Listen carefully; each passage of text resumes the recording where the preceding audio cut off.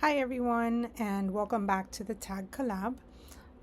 Today, I wanted to talk a little bit about why I have decided to write and share with you my journey, as well as the things that I've learned along the way. And so, what really provoked the start of this was one, I am definitely a work in progress and continue to. I've always seen myself that way, hence why I'm a student for life. And I think it's part of being an overachiever. We're never really satisfied and we can always be better and process improve and all that. But what I began when I was reflecting, upon my career in this time, and quite honestly, I've done it pretty fast and I think it's been super intense. And this time that I've taken off has actually allowed me to look back over the course of my career and be like, oh my God, I was making a resume the other day for, because I would love to teach. If anybody has any opportunities, I am available to teach. I would love to, hence why I have this. And I was like, it's an academic CV is usually like much, much more detailed than a LinkedIn, than your regular resume. And I was like, oh my God, who is this person that did all of these things? Like, this is crazy. How did I do this? Over the course of my career and with kids. And now I understand why everybody was asking me, like, how do you do it? And I'm like, now I look back and I'm like, I have no idea how. But it also kind of made me reflect upon the fact of, when is enough? When is it enough? Do you accomplish enough to make it feel like it's enough for you? And so I wrote this, and I will attach it to this podcast, as I usually do. And it says, when is it enough to feel enough? I'm a sixth generation college graduate, third generation woman in my family to hold a master's degree. I won't even be the first Latina CEO in my family. I was born and raised in the United States to parents who were basically raised and educated here. On paper, my story is one of progress fulfilled, a multi-generational climb that should have erased the doubts and insecurities long ago. Why do I share this? Because if I can feel this way, then I know there are plenty of Latinas and, although my blog and my podcast tend to talk a lot about being Latina, it's only because I'm not a man and I am Hispanic. I am not of another ethnicity. But I think that what I share is as much, it can belong to anybody, as much as it belongs to me. And if you find yourself identified in it, then that's great. And don't feel the fact that I talk about myself as a Latina to be in any way exclusive, because it certainly is not. I just am not the spokesperson for neither all Latinos, nor especially people, and I'm not a spokesperson for people who are not Latino, 100%. But going back to what I had written, despite all of those accolades and not being the first in my family, I carry those doubts, that guilt, that fear, that insecurity, certain things that were, they're cues that you learn along the way, and that they kind of stay hidden there and can oftentimes, hold us back from feeling like it's enough. And I want other people to feel identified with this, because I figure after 6 generations of having gone to college, isn't that enough to be like, yeah, you got this? But I'm here to tell you really that I think what happens is that no amount of skills, no amount of diplomas will replace the need for what needs to be examined. And I know that we all have it.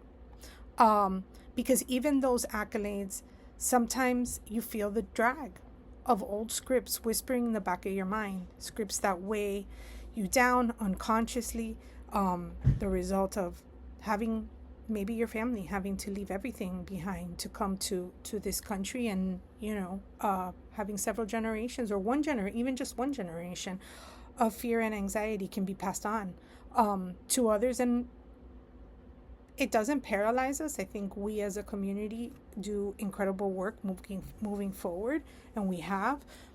But I know that we can be so much more. I know I can be so much more if I'm honest with myself about the things that sometimes might be holding me back. And I do this transparently in the hopes that other people may feel that, oh, there's something wrong with me. Like I feel that way too.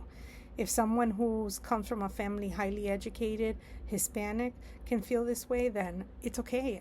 I do too. Somebody who's, I don't know, people say I made it. I don't know that I see, even then, I don't know that I've 100% made it. Maybe it's just not settling, or maybe it's self-doubt. I don't know which one of the two it is. So, when do we get to feel fully prepared, certain that we got this, and able to walk into any room with no shame, no overthinking, just pure conviction and belonging? I spent years serving the Hispanic community, years simultaneously preparing myself, specializing, studying, delivering results. And then at a turning point in my life, I took a step back. Instead of leaning out, I leaned all the way in. I have decided to speak out about the things that have been lying dormant in my subconscious, and maybe in the subconscious of so many other minorities or underrepresented groups. Even if they are today the mainstream, who knows what they carry, right? Rather than keeping it to myself, I started sharing these thoughts with a few other, I'll admit, Latina women, who encouraged me not to leave this journey hidden in my journal. And so I cringe and did the unthinkable. I started recording myself on video, because journaling sharpens your thinking, but sharing stretches. It's one thing to gain clarity for yourself, and another to transform that clarity into something that might help someone else. But even then, there was and still is a part of me that hesitates to share. Because I often think, first of all, it's being way too vulnerable. Number one, oversharing. And Hispanics, we like, la ropa sucia se limpia en casa, which I don't know that I'm even cleaning, washing la ropa sucia. I'm operating with hopefully a level of transparency and authenticity that can empower others. I also think, because I'm never quite settled with, oh, you're so good, you should be teaching other people. I think, who am I to give advice when I'm still a work in progress?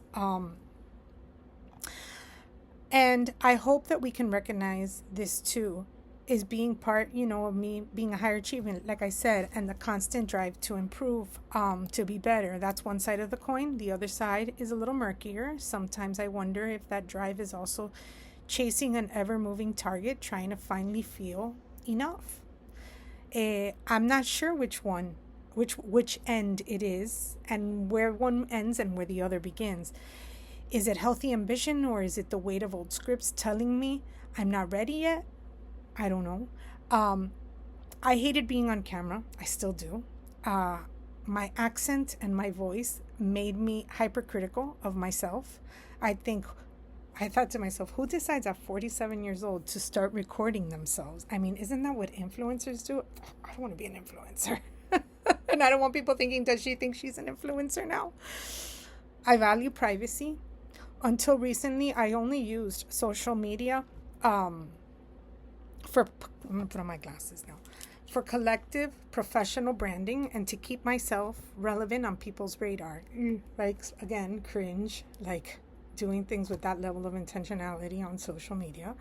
But I have tucked my fear of being misunderstood or judged into this little box under my rib cage, and I leapt forward.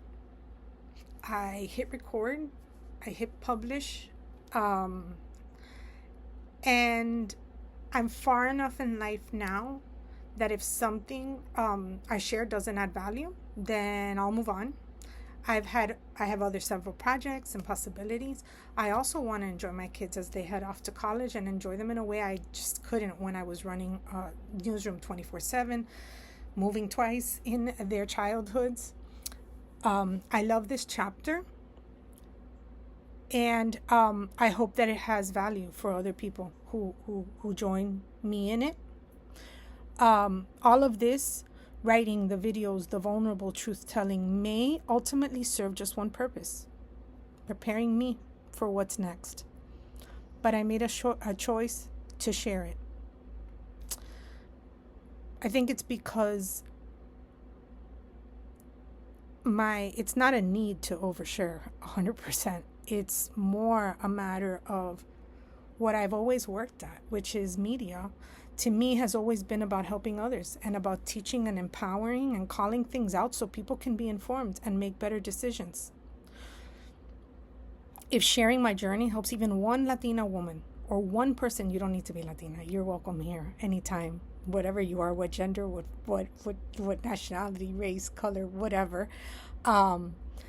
If one more person doesn't feel alone, or it helps them name and release the scripts that hold them back so that they can be the best version of themselves, because maybe unconsciously they didn't see that some of that stuff was holding them back, then you know what? It's a win.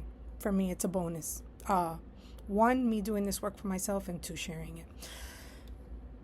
I write and I speak publicly now for a few reasons. One is reflection, to make sense of my own experiences and hopefully spark reflection in others.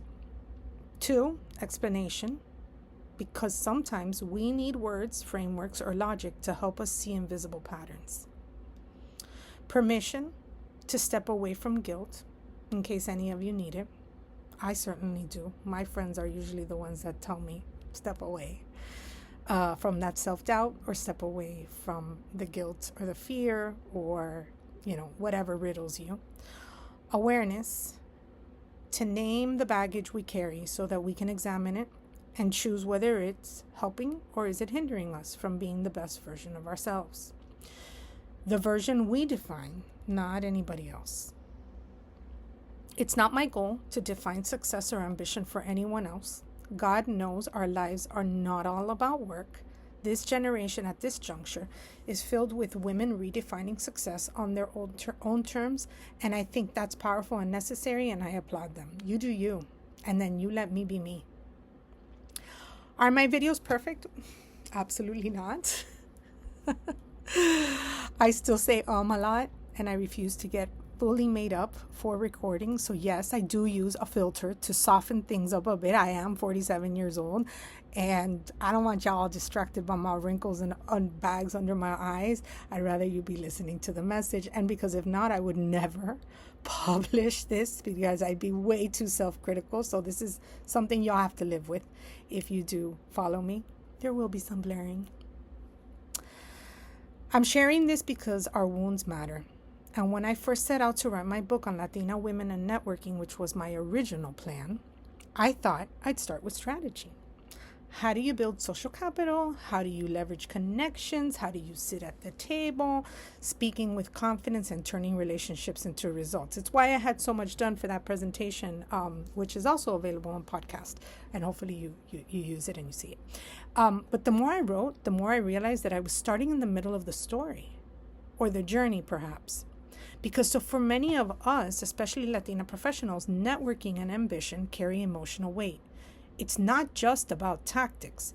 It's about the silent beliefs we inherit, the invisible scripts we never consciously chose. And so I created the Latina Leadership Journey Map. And I had an oh my God moment when I realized, oh my God, I'm starting in the middle. Here I am trying to help professional women gain that professional skills, whatever, the stuff nobody really teaches you in college.